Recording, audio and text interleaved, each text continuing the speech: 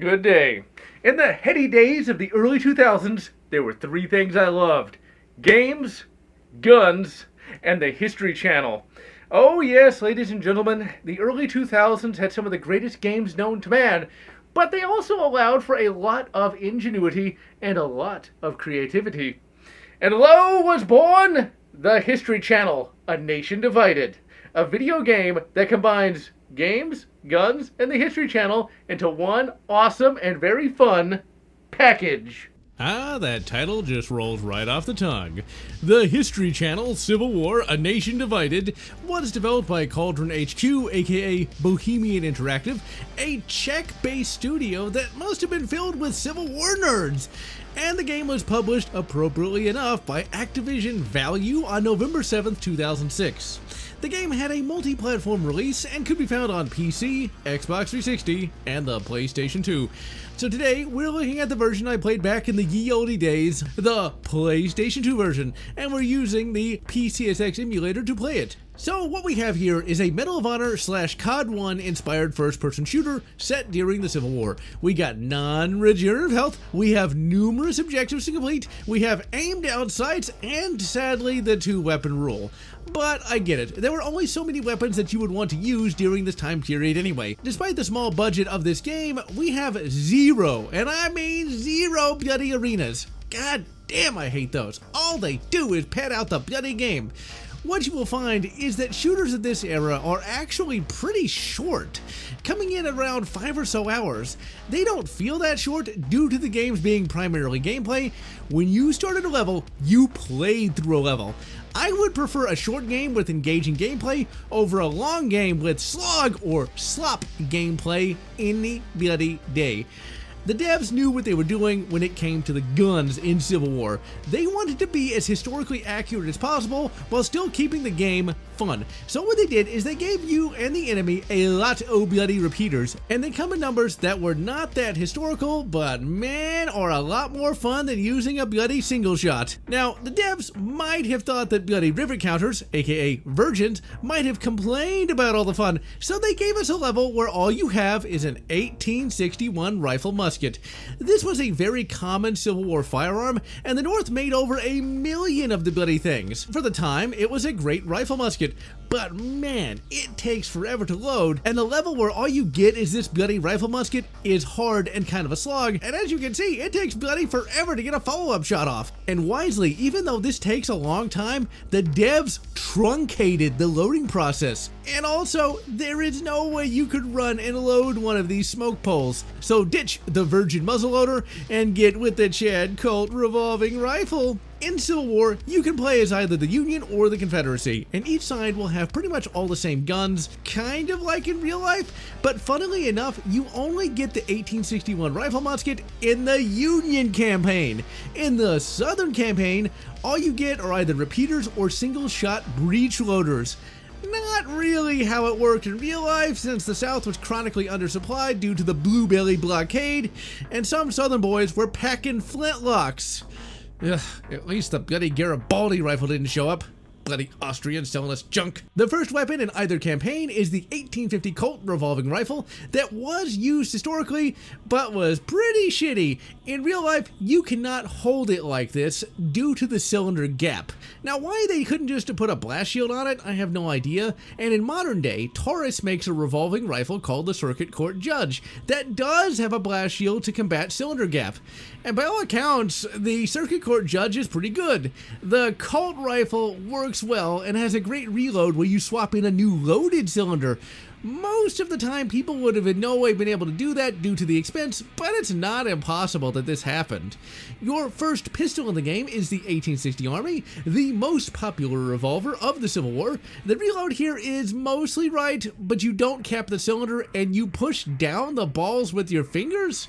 Yeah, you're not doing that in real life. I'm surprised they didn't just have the player use paper cartridges, but I get that the animation with the flask is cooler. Next, you got the Sharps Carbine, the most popular Civil War cavalry carbine. It is a breech loader that uses a paper cartridge and works as great in the game as it did in real life. Then there is the Spencer Carbine, the second most popular carbine in the Civil War, and it's got a 7-shot tubular mag in the buttstock, and it even has a great quick reload. Now, the best weapon in the entire game is what is arguably the best small arm of the entire war, the 1860 Henry. Quick to load and quicker to shoot. This lever-action rifle was used in the war but never adopted by either side due to the sheer expense of the gun and the ammo. But those with money got them and spent every penny keeping them fed. Both North and South have them in the game, and it makes the foe deadly, but you will be deadlier. Then you got the Remington New Model Armory, aka the 1858 Remington, the great starting gun for any budding black powder enthusiast. It has a swappable cylinder and makes getting back into the fight super fast. In the real world, only people with money had access to extra cylinders, as both North and South are doing good to just supply one gun with one cylinder, much less multiple cylinders, and in the South, people were happy just to have a flintlock shotgun, much less one of them fancy repeaters. The guns in this game are so much fun for a nerd, as they are true to life while still being fun to play a game with. When you fire, there's a bunch of sweet black powder smoke, and the game is a lot slower than most shooters of the day, as you have a lot less ammo and longer reload times. The journos of the day hated this, but I loved it then and now, as it gives you a unique first-person shooter experience that is still actually fun to play, and more than just a novelty.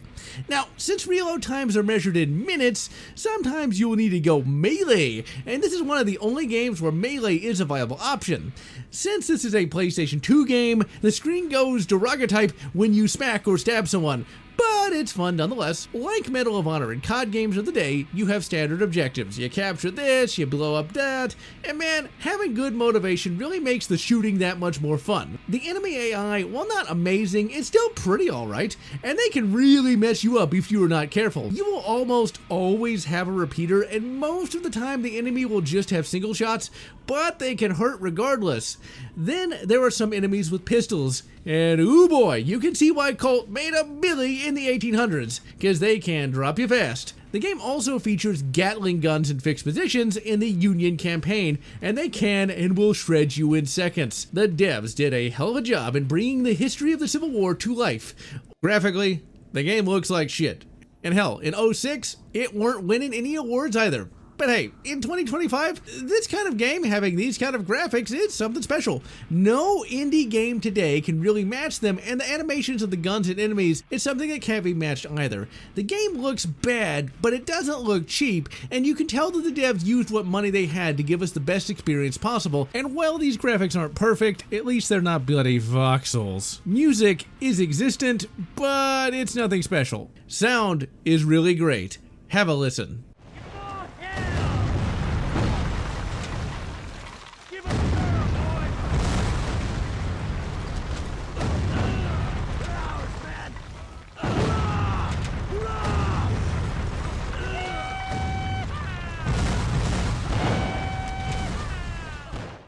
Gotta love those true black powder booms. Voice acting is there. You got like one voice actor, but thankfully the VA work is minimal.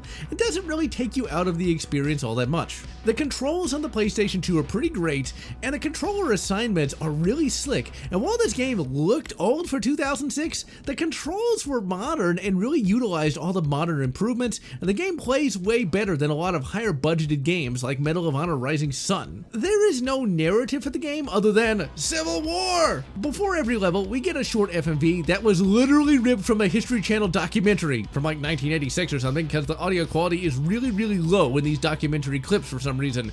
You can still understand what is being said, and they cover the battle you will be fighting in. The devs chose not to demonize the South or lionize the North, and the game does not push a narrative where either side is a hero or a villain. Instead, the game just shows them as Americans fighting each other in a tragic war. We see both Union and Confederate victories along with their defeats. You, the player, play as different characters in each level, and we get little notes from the player character in the loading screens. But outside of that, you are a silent protagonist. I would say that the Southern campaign is a little bit more fun, since you will primarily be armed with faster firing weapons, and in one really funny bit, you get on a turret, but since cars don't exist, one of your butternut buddies has to push the cart. That dude must have been eating all his Confederate kush to be pushing a Gatling gun and ammo around. The Union campaign is not quite as fun due to having that bloody single-shot level, but it does feature more impressive levels and is visually more appealing in some ways. At the end of the Union campaign, the Stars and Stripes is raised in victory, and the nation starts a long process of healing and reconciliation. The campaigns in this game are kind of a microcosm in that for the game to be as good as it is, it needs both North and South to make the more perfect Union. These days, for some reason, people seem to think that History Channel Civil War A Nation Divided was shit-tastic and that no one liked it. Well, somebody must have liked it other than me, because this game would receive a sequel in 2008, and you better believe we're going to be taking a look at that one. But until that time, I am General Lotz, wishing you good Medal of Honor, Allied Assault, and good Call of Duty, or whatever makes you happy. If you enjoyed this video, please consider subscribing, and please consider leaving a like or a comment, as the algorithm desires your soul. And I want to thank all those fans who have supported this channel, both past and present.